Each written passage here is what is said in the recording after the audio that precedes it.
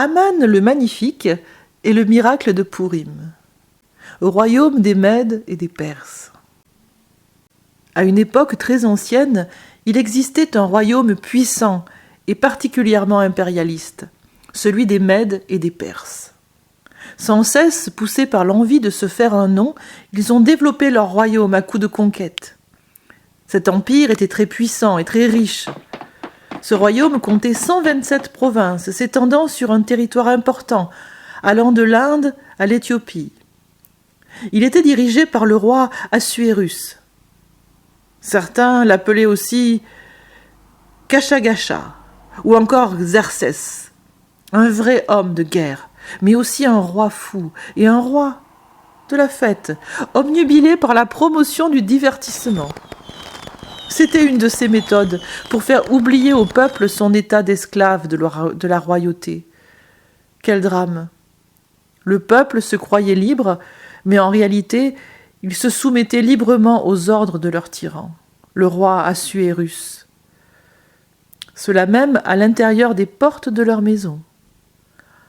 Le roi leur martelait jour et nuit quoi penser, quoi faire, qui inviter chez eux, et même quoi manger. Pour ce peuple, se l'avouer semblait trop difficile. Alors il vivait dans une totale illusion de liberté, en évitant surtout de se poser des questions. Ce roi a vécu au 5e siècle avant Jésus-Christ. C'était le fils de Darius Ier. Le favori. Il y avait un homme nommé Aman, l'Agagite, fils d'Amalek. Acharné de travail et rongé par l'ambition, il avait réussi à s'attirer les faveurs du roi de l'époque, Assuérus. Il était devenu un haut dignitaire, très riche du pays. Il occupait maintenant un poste clé, celui de responsable des princes. Si heureux de son statut de favori, il fanfaronnait en permanence. On l'appelait Aman le Magnifique. Il bénéficiait même d'une partie du pouvoir royal, car le roi lui avait donné son sceau. « Bonjour, monsieur Aman. N'oubliez pas surtout monsieur Aman le Magnifique. Je vous présente toutes mes excuses. Oui, bonjour, monsieur Aman le Magnifique. » Cette personne se prosterna devant lui. « Oh, quel superbe manteau vous avez! Permettez-moi de vous dire que vos bijoux sont les plus beaux de Suse. Je dirais même plus, ce sont les plus beaux de tout le royaume. J'espère vous compter parmi les illustres invités de mon nouveau banquet. Mais bien entendu, pour rien au monde, je ne souhaiterais le rater, cher monsieur Aman le Magnifique. Votre illustre présente me remplit d'allégresse. » Puis Aman poursuivit sa route, le cœur plein d'euphorie et de joie. Il était riche. Il n'avait pas de plus grand plaisir que de compter ses richesses. Que de tissus de grand prix, de bijoux précieux, de chevaux pur sang renommés, des propriétés, de l'or, de l'argent. Il organisait des banquets incroyables pour des centaines de personnes qui pouvaient durer plusieurs jours, plusieurs semaines, au cours desquels il faisait fièrement paraître ses 11 enfants, ainsi que sa femme, la si distinguée et fière Zérek. Un cœur double.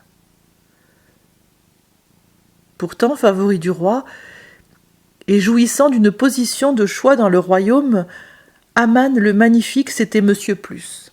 Il en voulait toujours plus d'honneur, plus de reconnaissance, plus de biens, plus haut dans la hiérarchie sociale, et cela à tout prix, un vrai Cupide. Il devait être constamment le centre d'intérêt. Tout devait tourner autour de lui.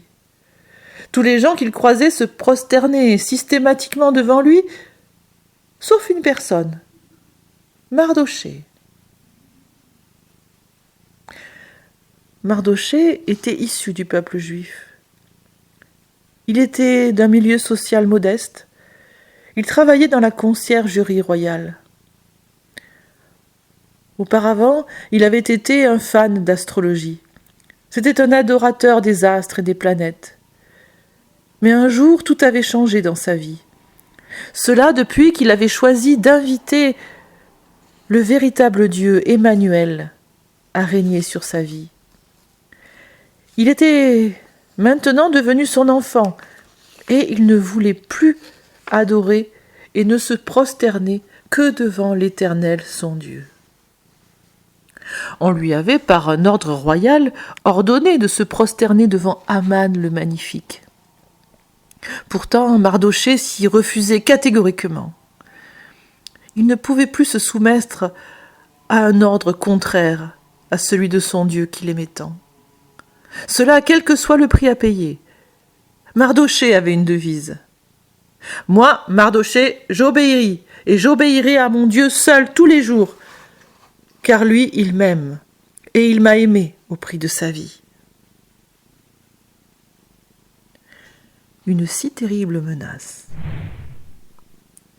Pourtant, Aman bénéficiait déjà de tous les honneurs de la part d'un grand nombre de personnes, mais il ne supportait pas qu'une seule personne lui résiste. Il ne supportait pas l'attitude de Mardochée face à lui, et il en était rempli de fureur et même de rage. Alors, influencé par sa femme, il a décidé non seulement de massacrer Mardochée, mais également tout son peuple, le peuple juif. Il était l'adversaire de ce peuple, les Juifs. Sous ces beaux airs de responsable des princes du royaume, sachant habilement manier l'art du discours, il était double, comme son père, Amédada. Il n'avait de magnifique que le nom et l'apparence. L'hypocrisie et le déguisement faisaient partie de son fonctionnement pour parvenir à ses fins. À fond dans la séduction, à fond dans l'orgueil. Le cœur d'Aman était noir, si méchant. Rien de vraiment bon ne pouvait venir de lui. Comme le dit le livre de Samuel, c'est bien du méchant que vient la méchanceté. Il a faussement accusé les Juifs. Il les a fait passer pour des ennemis du royaume. Cela, tandis que les Juifs n'avaient jamais rien fait de mal. Pour être sûr d'atteindre son but, il a promis de verser au roi 10 000 talents d'argent, soit 600 000 kilos, soit 295 millions d'euros de nos jours. Ainsi, il est habilement parvenu à ses fins. Il a obtenu du roi que tous les Juifs, y compris les enfants, soient massacrés le 13 du mois d'Adar. Cet ordre terrible a été écrit et publié dans tout le royaume. À l'écoute de cette nouvelle, c'était le deuil chez les Juifs. Des cris de désespoir se sont fait entendre. Il n'y avait pas de pire nouvelle. Comment s'en sortir? Pourquoi eux? Chaque maison était en deuil. Même les enfants pleuraient de tristesse. Dans leur désespoir, les Juifs n'ont pourtant pas baissé les bras. Ils ont choisi de lever leurs yeux vers le ciel, vers leur Dieu, qu'ils savaient tout-puissant. Ils ont crié à Dieu leur souffrance. À l'initiative de la reine Esther, elle-même juive, ils se sont tous unis pour jeûner et implorer Dieu durant 3 jours et 3 nuits. Eux qui avaient si longtemps cherché à cacher leur appartenance au Dieu d'Israël, ils se sont rendus compte de leur énorme erreur. Chercher à vivre comme les autres, la majorité dans ce pays aux mœurs détestables. Ils ont enfin réfléchi à leur vie et ils se sont repentis. Fini l'assimilation, fini l'immoralité, fini le compromis. Seul ce que Dieu estimait bon était réellement bon. Tout le reste était mal. Chose incroyable, quelque temps après le miracle. Dieu a changé les dispositions du cœur du roi Assuérus envers les Juifs. Il a retiré son sceau à Aman pour le donner à Mardochée, père adoptif d'Esther, sa cousine orpheline. Ainsi, le roi a écrit un nouvel ordre, un édit de grâce et de faveur pour les Juifs. Cet ordre a révoqué l'ancien édit de mort. Il permettait aux Juifs de se défendre contre leurs ennemis. Ils pouvaient maintenant prendre toutes les armes à leur disposition pour se défendre, et bien plus encore. Ils avaient même le droit de devenir propriétaires de tous les biens de leurs ennemis. Alors leur tristesse a été changée en joie. Leur deuil s'est changé en fête. Quel débordement de joie dans tout le royaume! Chants, hymnes et danses en l'honneur de leur Dieu. Tous leurs adversaires ont été tués. Dans la vie, rien n'est acquis. Même Aman, le soi-disant magnifique, est tombé de son trône. Il a subi le sort qu'il réservait à Mardochée. Il a été cloué sur une potence. Sa méchanceté a eu des répercussions négatives sur toute sa famille. Il a entraîné un grand nombre de personnes dans sa chute. Sa femme, Zérech, et ses 10 fils ont subi le même sort que lui. Oh oui, rien n'est perdu avec Jésus-Christ. Il est le Dieu de l'impossible. Il ne laisse jamais tomber tous ceux qui l'adorent d'un cœur sincère. Depuis lors, le miracle de Pourim est célébré les 13 et 14e jours du mois d'Adar. Ce mois signifie glorieux en français. Durant cette fête, chacun offre des cadeaux à ses voisins et fait des dons aux pauvres.